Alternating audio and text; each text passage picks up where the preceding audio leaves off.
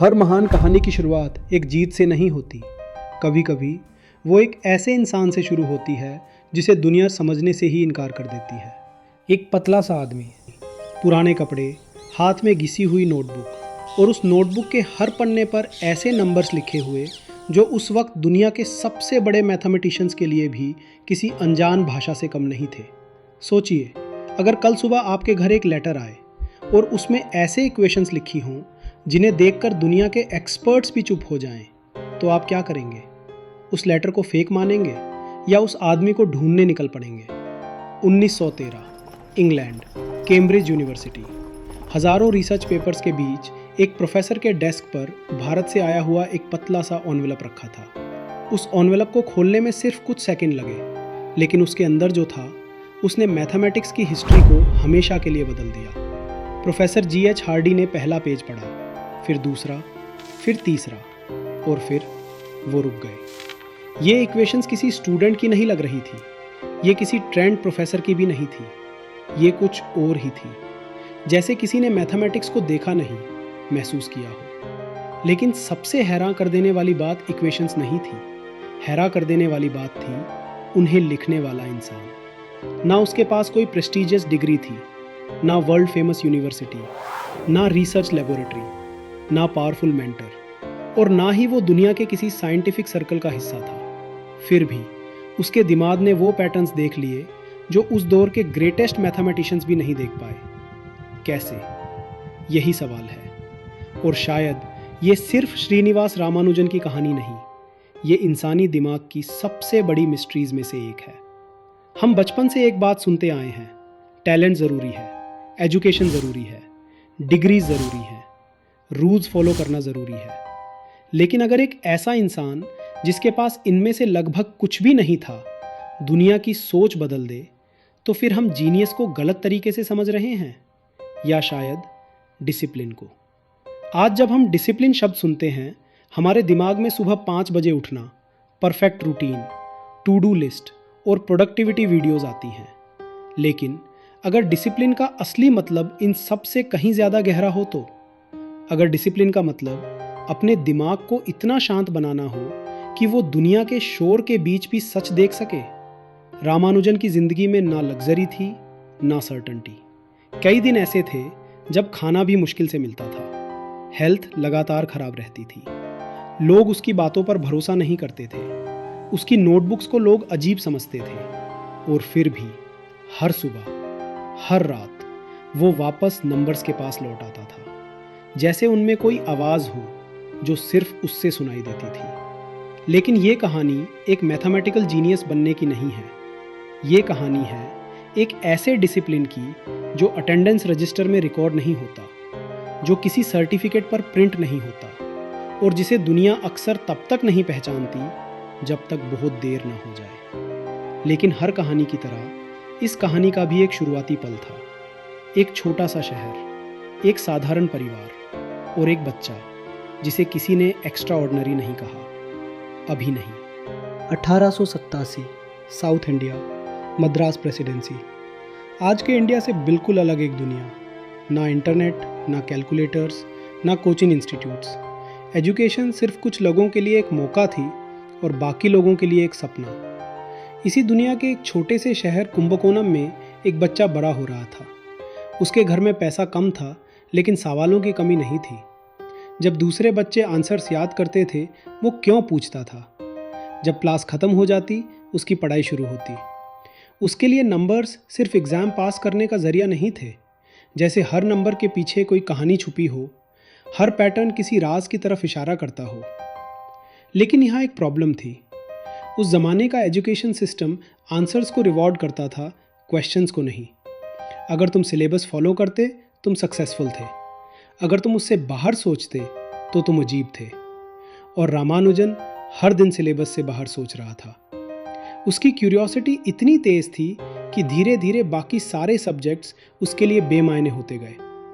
History, English, geography सब पीछे छूटने लगे, सिर्फ मैथमेटिक्स बची। और शायद यहीं से उसकी सबसे बड़ी ताकत भी पैदा हुई और उसकी सबसे बड़ी मुश्किल भी। फिर एक दिन रामानुजन के हाथ एक किताब लगी, नाम था a synopsis of elementary results in pure mathematics. ये कोई आम टेक्स्ट बुक नहीं थी। इसमें हज़ारों मैथमेटिकल फार्मूलाज था, लेकिन उनके प्रूफ्स नहीं थे। ना एक्सप्लेनेशन, ना स्टेप्स, सिर्फ फाइनल रिजल्ट्स। जैसे किसी ने पज़ल का सिर्फ आखिरी टुकड़ा दिखा दिया हो और बाकी तस्वीर ढूंढने की जिम्मेदारी आप पर छोड़ दी हो। ज़्यादातर स्टूडेंट शायद इस किताब को कुछ ही दिन में बंद कर देते, लेकिन रामानुजन के लिए ये किताब एक चैलेंज नहीं, एक नई दुनिया का दरवाज़ा थी।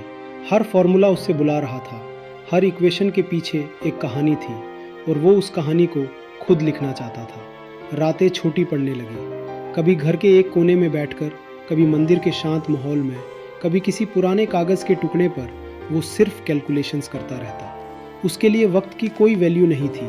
कब सुबह हुई, कब शाम, कब खाना खाया, कब सोना था, ये सब धीरे धीरे बेमायने होने लगा। अक्सर लोग डिसिप्लिन को रूटीन से नापते हैं, लेकिन रामानुजन का डिसिप्लिन रूटीन नहीं था। उसका डिसिप्लिन था हर दिन एक ही सवाल के साथ दोबारा बैठ जाना, चाहे आंसर मिले या ना मिले, चाहे दुनिया समझे या ना समझे। उसके लिए क्यूरियोसिटी एक हॉबी नहीं रही थी, वो उसकी पहचान बन चुकी थी। लेकिन हर ऑब्सेशन अपनी एक कीमत मांगता है। मैथमेटिक्स में वो इतना डूब गया कि बाकी सब्जेक्ट्स उसकी ज़िंदगी से धीरे धीरे गायब होने लगे।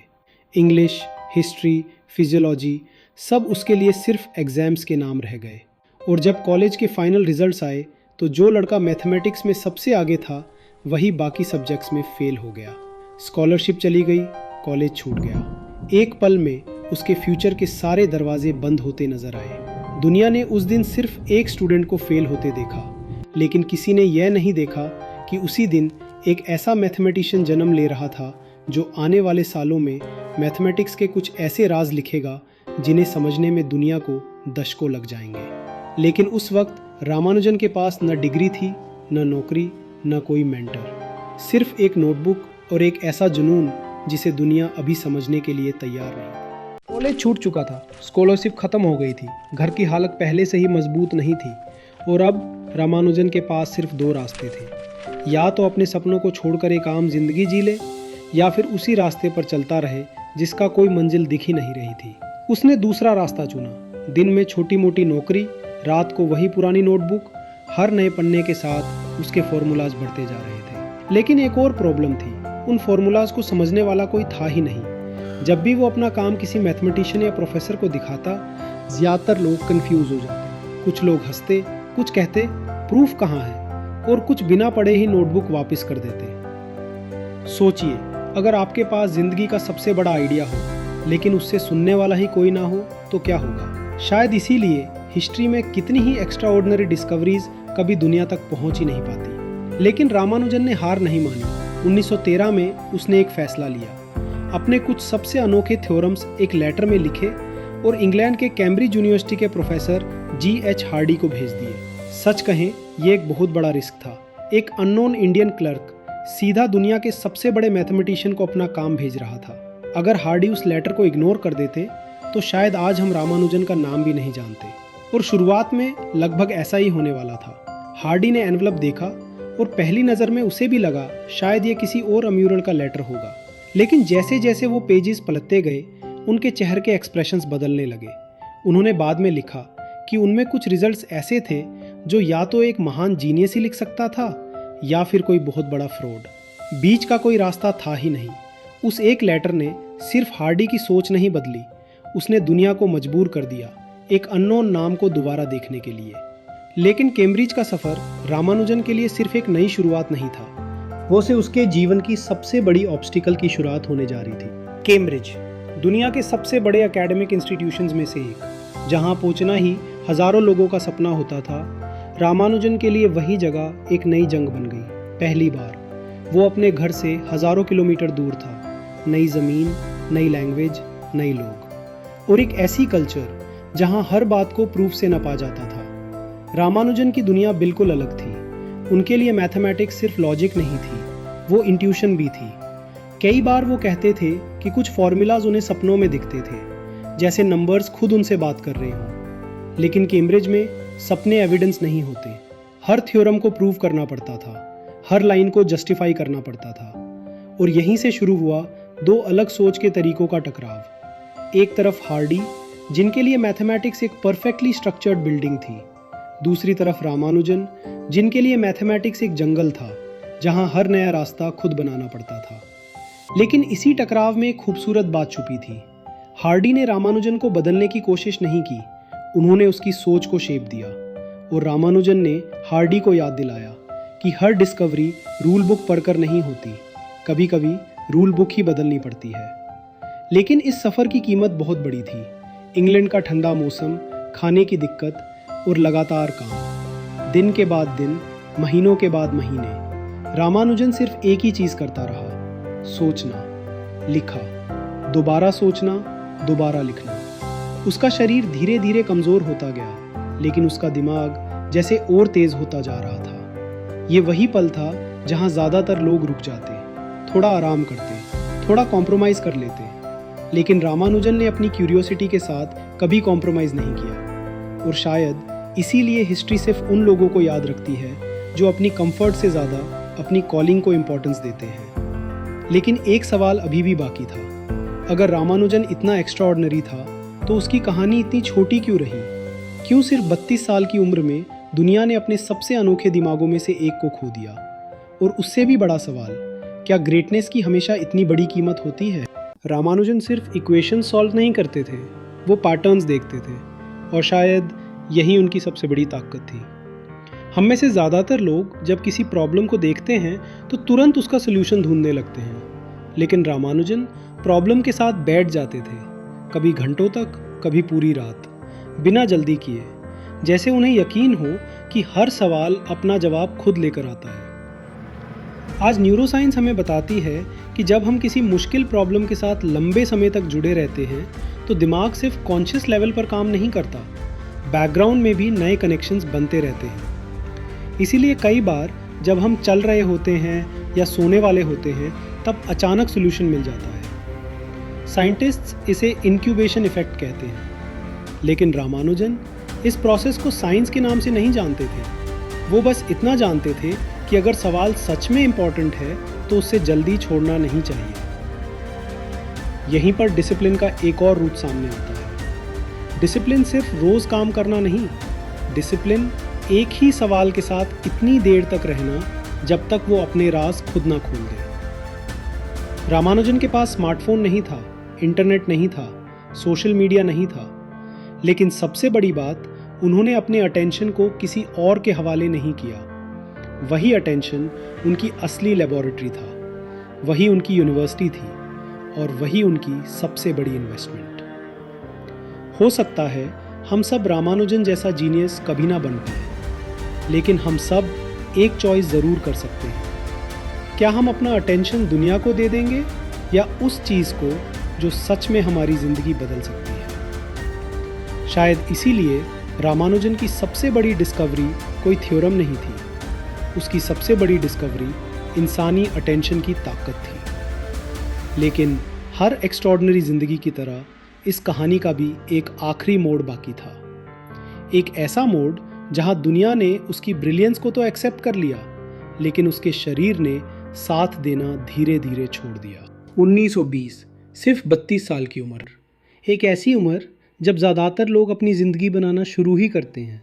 लेकिन रामानुजन की कहानी यहीं आकर रुक गई। सालों की बीमारी, कमज़ोर होता शरीर और लगातार संघर्ष के बाद 26 अप्रैल 1920 को दुनिया ने अपने सबसे अनोखे मैथमेटिकल माइंड्स में से एक को खो दिया। उस वक्त शायद किसी ने नहीं सोचा होगा कि एक दिन इसी इंसान का नाम मैथमेटिक्स के इतिहास में हमेशा के लिए लिखा जाएगा। रामानुजन अपने पीछे छोड़ गए हज़ारों पेजेस, नोटबुक्स, जिनमें ऐसे फॉर्मूलाज लिखे थे जिनमें से कई को उस दौर के मैथमेटिशियंस समझ ही नहीं पाए। कुछ रिजल्ट्स इतने आगे थे और कुछ इक्वेशंस आज भी नए रिसर्च पेपर्स का हिस्सा बनती रहती हैं। सोचिए, एक इंसान जिसकी फॉर्मल एजुकेशन अधूरी रह गई, जिसके पास ना मॉडर्न कंप्यूटर्स थे, ना इंटरनेट, ना वर्ल्ड क्लास लेबोरेटरीज, फिर भी उसके लिखे हुए आइडियाज़ आज के सुपर कंप्यूटर्स के ज़माने में भी रिसर्चर्स को इंस्पायर करते हैं। ये सिर्फ इंटेलिजेंस की बात नहीं थी, ये उस अटेंशन की ताकत थी जो सालों तक एक ही चीज़ पर टिका रहा। आज हम एक ऐसी दुनिया में जी रहे हैं जहां इंफॉर्मेशन की कमी नहीं है, कमी है तो सिर्फ कंसंट्रेशन की। हमारे पास रामानुजन से कहीं ज़्यादा रिसोर्सेज हैं, लेकिन क्या हमारे पास उतनी ही गहराई से सोचने की हिम्मत है? हम आंसर्स बहुत जल्दी चाहते हैं, instant success, instant fame, instant validation. लेकिन नेचर का एक ही रूल है, जो चीज़ जल्दी मिलती है वो अक्सर जल्दी खो भी जाती है, और जो चीज़ सालों की तपस्या मांगती है उसका असर पीढ़ियों तक रहता है। रामानुजन ने हमें सिर्फ मैथमेटिक्स नहीं सिखाई, उन्होंने हमें दिखाया कि दुनिया अक्सर टैलेंट को सेलिब्रेट करती है, लेकिन असली कहानी उन हज़ारों घंटों की होती है जब कोई देख भी नहीं रहा होता, जब ना तालियां होती हैं, ना अवार्ड्स, ना अप्रिसिएशन, सिर्फ एक इंसान और उसका काम। शायद इसीलिए रामानुजन की ज़िंदगी का सबसे बड़ा लेसन ये नहीं है कि जीनियस पैदा होते हैं, बल्कि ये है कि जब क्यूरियोसिटी को डिसिप्लिन का साथ मिल जाता है तो एक आम इंसान भी अपनी सीमों से बहुत आगे निकल सकता है। और हो सकता है इसी वक्त किसी छोटे से शहर में कोई और बच्चा एक पुरानी किताब के पन्ने पलट रहा हो। दुनिया उसे अभी नहीं जानती, बिल्कुल उसी तरह जैसे कभी श्रीनिवास रामानुजन को भी नहीं जानती थी। कभी कभी सबसे बड़ी कहानियाँ शोर से नहीं, खामोशी से शुरू होती है।